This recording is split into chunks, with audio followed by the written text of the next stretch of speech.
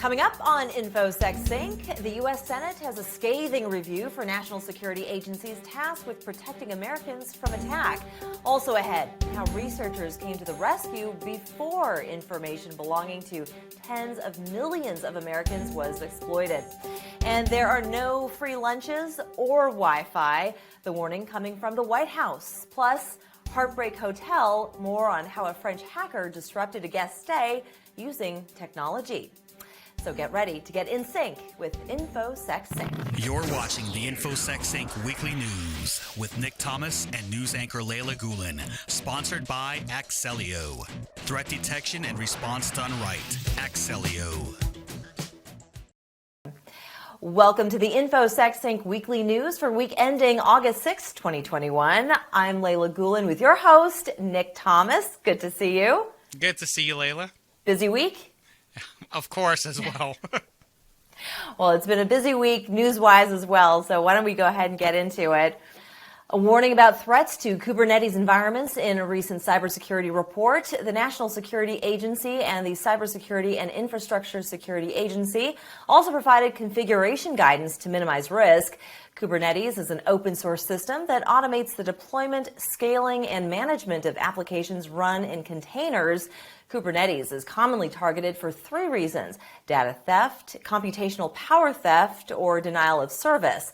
Cyber attackers may also attempt to use Kubernetes to harness a network's underlying infrastructure for computational power for purposes such as cryptocurrency mining.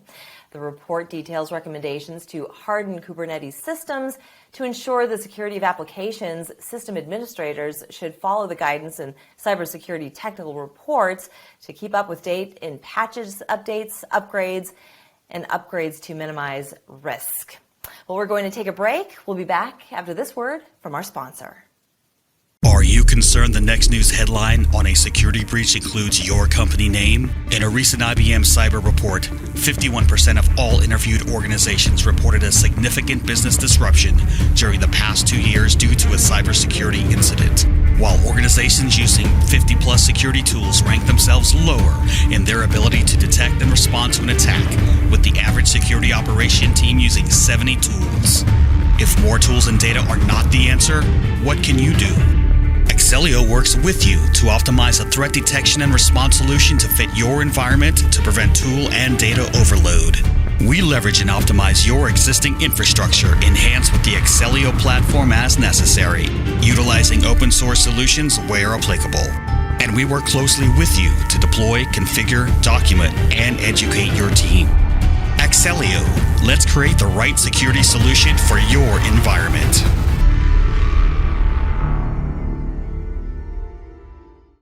Welcome back. Chinese threat groups may have been behind a string of targeted attacks against Russian federal executive authorities last year. Their goal? Espionage. The latest research dives into a piece of computer virus called WebDAV-O that was detected in the intrusions. Cybersecurity researchers say they may have found similarities between the tool and that of popular Trojan called Blue Traveler. The Trojan is known to be connected to a Chinese threat group called Taskmasters and deployed in malicious activities with the aim of espionage and plundering confidential documents. Researchers say they mostly target state agencies, industrial facilities, military contractors, and research institutes. And Nick, I'm just curious, is it unusual for two hacking powerhouses to target one another like this?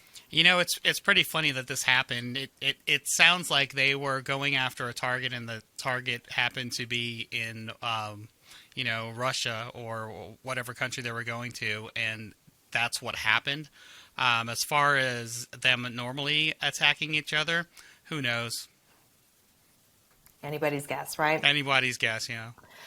Well, moving on, a suspected Chinese threat actor has been linked to a series of at least 10 attacks targeting countries including Mongolia, Russia, Canada, and the U.S. The attacks occurred between January and July of this year. The process involves the deployment of a remote access Trojan on infected systems. The malicious code comes with the capacity to download other malware.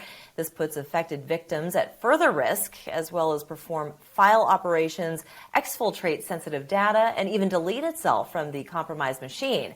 The intrusions have been attributed to an advanced persistent threat named APT31 or FireEye, which is tracked by the cybersecurity community under monikers Zirconium, which is Microsoft, Judgment Panda, CrowdStrike, and Bronze Vinewood SecureWorks. The espionage actor focuses on obtaining information that can provide the Chinese government and state-owned enterprises with political, economic, and military advantages. 14 vulnerabilities have been discovered affecting a commonly used TCP IP stack used in millions of operational technology devices. These devices are manufactured by some 200 vendors and deployed in manufacturing plants, power generation, water treatment, and critical infrastructure sectors. The shortcomings target niche stack and are being called infra-halt. They potentially enable an attacker to achieve remote code execution, denial of service, information leak, TCP spoofing, and even DNS cache poisoning. Niche Stack is a closed-source TCP IP stack for embedded systems that is designed to provide internet connectivity to industrial equipment. It's incorporated by major industrial automation vendors like Siemens, Emerson, Honeywell, Mitsubishi Electric, among others. All versions of Niche Stack before version 4.3 are vulnerable. The disclosures mark the 6th time security weaknesses have been identified in the protocol stacks that underpin millions of internet-connected devices. Goodness, Nick, I mean, this sounds pretty scary for those companies and beyond. What could happen if an attack ever happened? So these are the things that we do not want to happen, such as power outages, water, lack of water, poisoning water. These little niche things that can happen could just do tremendous danger to the entire nation, such as our power grid or our water source. Yeah, very serious. Well, Mitsubishi was also the target of at least 5 vulnerabilities affecting its safety PLCs. The issues are focused on the authentication implementation of the MALWARE communication protocol. The Japanese manufacturing giant has devised a strategy to patch the issues. However, the cybersecurity firm says that software updates for safety PLCs or medical devices often take longer to deploy than other software products. Vendors must go through specific certification processes before patches can be released. Researchers discovered the vulnerabilities while researching MALWARE. It's a software used as a communication protocol by Mitsubishi Safety PLCs and corresponding engineering workstation software GXWork S3. They say once an attacker gains access to a system, they can then take measures to lock other users out, forcing the last-ditch option of physically shutting down the PLC to prevent further harm. Well, at least 5 major Southeast Asian telecom companies have become the targets of malicious activities linked to Chinese state interests. The series of attacks have been going on since 2017. Cyber analysts say the attackers behind these intrusions were working to gain and maintain continuous access to telecommunication providers and to facilitate cyber espionage by collecting sensitive information. They were also working to compromise high-profile business assets such as the billing servers that contain call detail record data, as well as key network components such as the domain controllers, web servers, and Microsoft Exchange servers. The campaigns named Dead Ringer are linked to 3 different Chinese threat actors. Researchers say there isn't enough information at the moment to determine whether the clusters represent the work of 3 different threat actors working independently or whether they represent the work of 3 different teams operating on behalf of a single threat actor. A malware campaign dubbed Solar Marker is believed to be targeting healthcare and education sectors.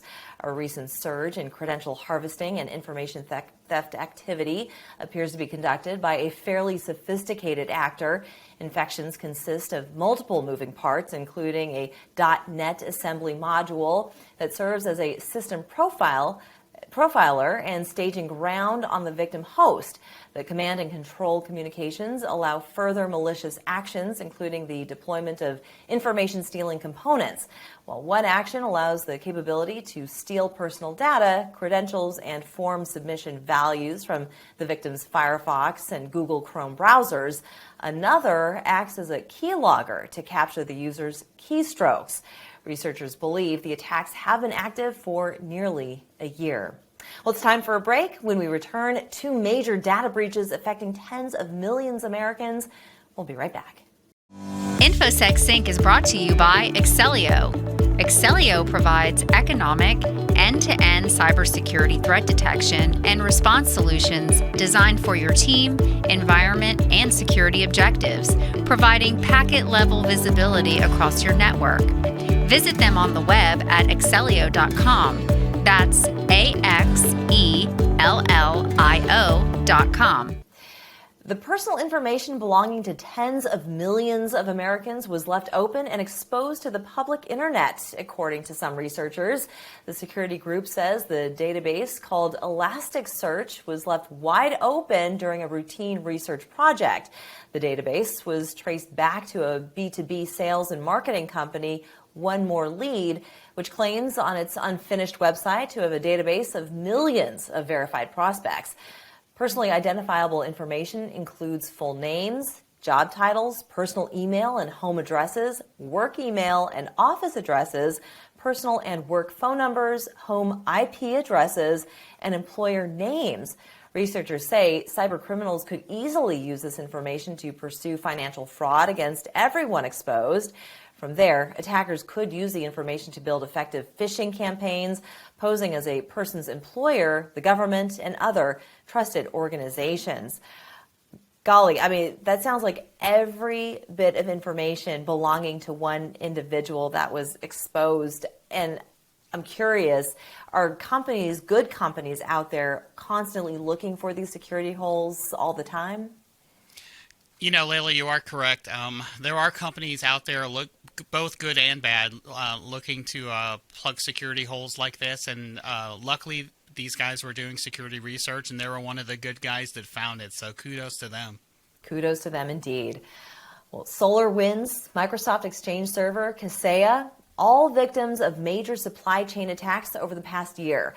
Experts say this is just the beginning. The COO of Corellium spoke with Black Hat's founder Jeff Moss about these attacks escalating and affecting larger vendors as soon as months from now. Experts say the relative impact of these high-profile attacks could have been much worse, but there will be more and could wreak extensive and widespread damage to more organizations if the attackers hit larger targets with massive customer bases. They also noted that the number of 0 days being exploited in the wild is out of control. Supply chain also encompasses firmware, hardware, and GPS systems. Experts say the only way to minimize these supply chain attacks is for software platform vendors to fix the underlying technology. What do you think the solution is, Nick? That's pretty funny they said that. So, yeah, we want it all fixed, right? So one of the things that's going on in the DoD is the CMMC compliance. And one of those things before you can do business with the government is to verify your supply chain and make sure they're secure. What are they doing for their security? You know, are they using firewalls? What kind of firewalls? What are they using? Microsoft 365? What things are they using to secure your data before you can do business with the government? And I believe that's one of the issues that CISA is working with the White House right now to help secure third parties. Okay, very good. Well, there's been a rise in stalkerware, and experts say the tech abuse problems goes beyond smartphones. Stalkerware as software is made available directly to individuals and enables a remote user to monitor the activities on another user's device without consent. Such software can be used to remotely monitor and eavesdrop on phone calls, SMS messaging, voice over IP applications, GPS location data, messaging, and social media apps. Stalkerware is usually installed through physical access to a handset.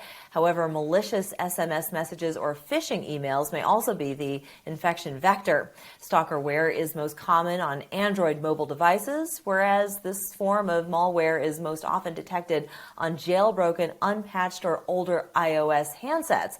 Experts say using technology to intimidate, spy on, or abuse someone goes beyond mobile apps.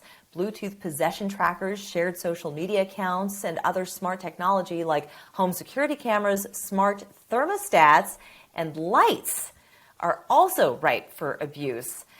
Anything, I guess, Nick, that is considered smart these days can easily have the stalkerware installed. Is there any way for someone to check on these devices, to take them to someplace, to have a trusted person, third party, look at it and say, we've detected a problem here? So there are some companies that you can go to, and there is a website called stopstalkerware.org that has the resources and information for those companies you can contact in case you have any of these issues. Okay. And what would be some of the typical signs that perhaps your phone is being tracked or spied on? So you might notice your battery going down, faster than normal or faster than usual. You might notice that your phone's hot and when it's not supposed to be hot. Make sure you turn off all the apps that aren't supposed to be running in the background. Anything else you don't want running in the background. Some people, when they get a phone, they just turn everything on, and no, that's not what you need to do. So that's just some of the things you can do. And yeah, if you have a problem, I would go to that website and check them out. Perfect. Thank you, Nick. Well, cyber intrusion is up by triple digits globally compared to last year. Everything from web shell activity to ransomware incidents and supply chain attacks have affected the U.S., the UK, and Australia the most. Cybersecurity firm Accenture says the 125% increase mostly targeted consumer goods and services companies, followed by organizations in the manufacturing industry, banking, and hospitality. Researchers also found that there has been a rise in the number of backdoors, droppers, and credential stealers being used by cyber criminals in the first half of 2021. Federal employees are being warned to stay off public Wi-Fi. The Biden administration targeted all federal employees, including defense contractors and the 3.4 million uniformed civilian and reserve personnel serving in the military. Cybersecurity experts have long warned about the dangers of public internet in coffee shops, airports, hotel rooms, and similar venues. The National Security Agency warning was not prompted by any recent uptick in criminals or nation-state adversaries using public internet to steal information or stage attacks. Instead, it appears to be part of a significantly accelerated government effort to raise awareness about a range of electronic vulnerabilities in recent months. One tip the NSA offered was to reboot a mobile device after using public Wi-Fi. Rebooting could hamper further loss of information if a mobile user was hacked on a public Wi-Fi system. Is there a safe way of logging onto a public Wi-Fi? Or when you find the Wi-Fi listed on your phone, is there one that should look trustworthy, or are they all made to look trustworthy? The only Wi-Fi that I believe is trustworthy is your own Wi-Fi. So if you are out and about, when you are connecting to the tower, you already have a connection to the tower that is secure, right? You can trust that connection. If you have to connect to a free Wi-Fi, if you have to, I would ensure that you're running antivirus on your phone and that you're using a VPN before you even connect to them, so that everything's encrypted. And how do you do the antivirus software on your phone? You just get the app from whichever vendor, Norton, McAfee, or whichever one you prefer, and have that installed. Of course, it's going to probably drain your battery as well, but at least you know that that's one of the apps that's draining the battery. Yes, good point. Their clients once boasted an impressive list, including Patron Tequila, Tiffany & Company, and others. The now-defunct American marketing company REINDEER was recently the target of a data breach exposing customers' names, date of birth, email addresses, physical addresses, phone numbers, and more. Cyber researchers discovered a misconfigured Amazon S3 bucket belonging to REINDEER that contained more than 50,000 files and totaling 32 gigabytes of data. That was just on Amazon. The misconfigured S3 bucket also compromised the details of more than 300,000 customers from various REINDEER clients, Patron with the most customers' PIIs exposed. Experts say when it comes to PaaS services like S3, organizations must implement network-based access controls and apply security policies to protect against sensitive data exfiltration. These are accepted best practices in the security world, yet most organizations are not applying effective network security in the cloud. All right, it's time for a break. We'll be right back. Are you concerned the next news headline on a security breach includes your company name? In a recent IBM cyber report, 51% of all interviewed organizations reported a significant business disruption during the past 2 years due to a cybersecurity incident. While organizations using 50-plus security tools rank themselves lower in their ability to detect and respond to an attack, with the average security operation team using 70 tools. If more tools and data are not the answer, what can you do? Excelio works with you to optimize a threat detection and response solution to fit your environment to prevent tool and data overload. We leverage and optimize your existing infrastructure, enhanced with the Excelio platform as necessary, utilizing open source solutions where applicable. And we work closely with you to deploy, configure, document, and educate your team. Excelio, let's create the right security solution for your environment.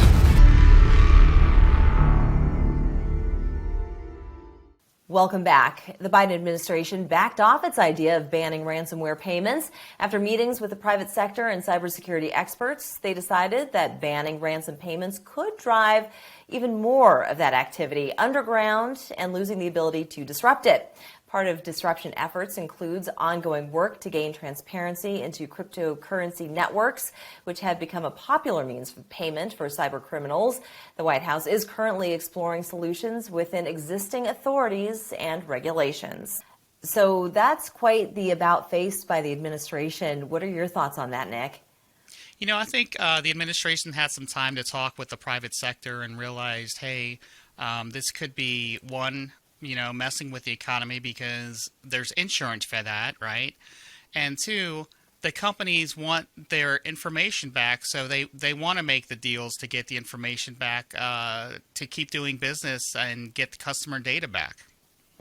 Indeed. That's what I think happened. All right. Well, a Bureau of Cyber Statistics could be in the offing. The idea was initially proposed by Congress's bipartisan cyberspace Solarium Commission and would require the Department of Homeland Security to collect, process, and analyze statistics relevant to cyber threats and cyber crimes. It would require organizations that provide incident response services or cyber insurance to report information every 180 days. National Cyber Director Chris Inglis says he is prioritizing the need for unity across federal agencies in order to implement the requirements of Biden's May executive order reforming federal cybersecurity and improving private-public partnerships. The White House doesn't have an official policy on the creation of a bureau, but is entertaining the idea. The Kremlin isn't giving up or giving in to President Joe Biden's demand to crack down on cyber attacks.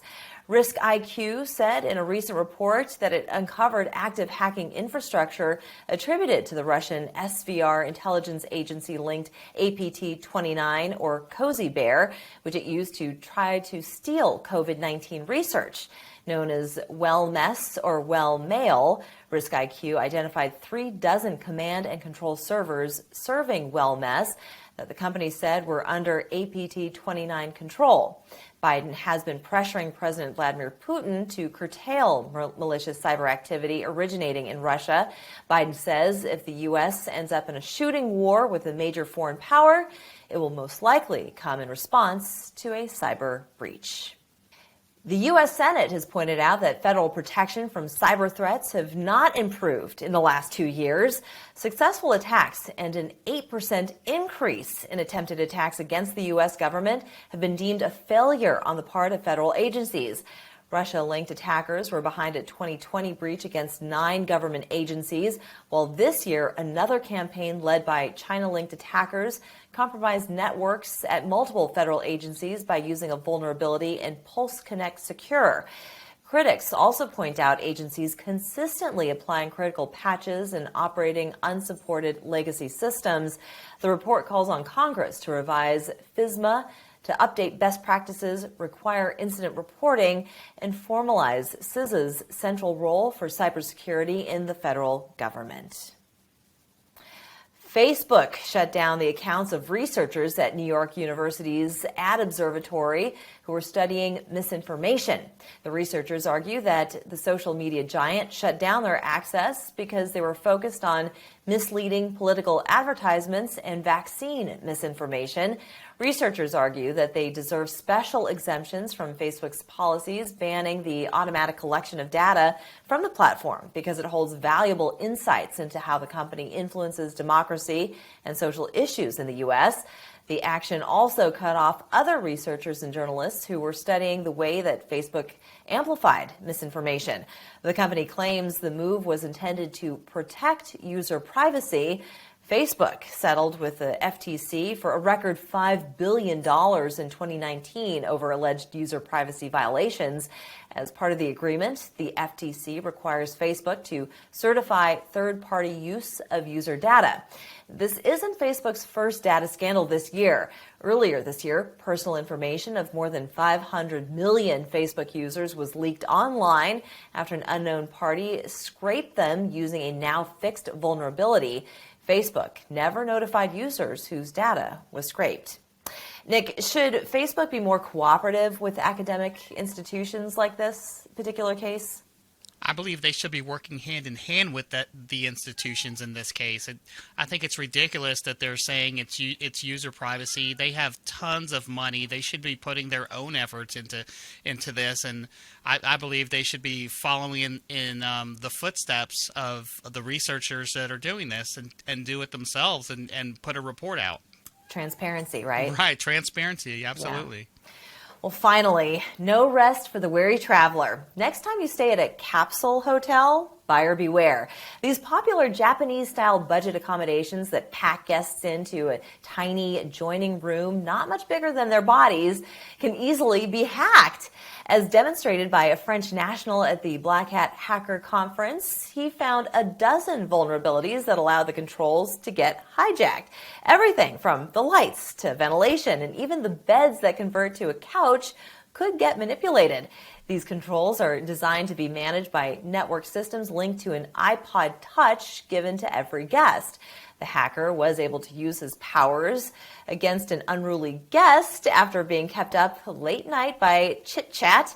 He used a script from a laptop to turn his target's lights on every 2 hours and repeatedly converted his bed into a couch in the middle of the night.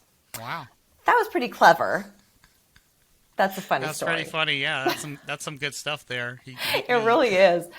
But when we're talking about hacking into things, we're so focused on PCs and non-Apple products, but obviously he was able to do this with an Apple product. So it seems somehow he got into the iPod controls and was able to do this from his laptop. So I'm not sure how he was able to do that. I wasn't able to go to Black Hat this year, but very interesting story. Yes, it is a very interesting story. Yeah. And on that note, going to Black Hat, what is that environment like? It sounds really interesting.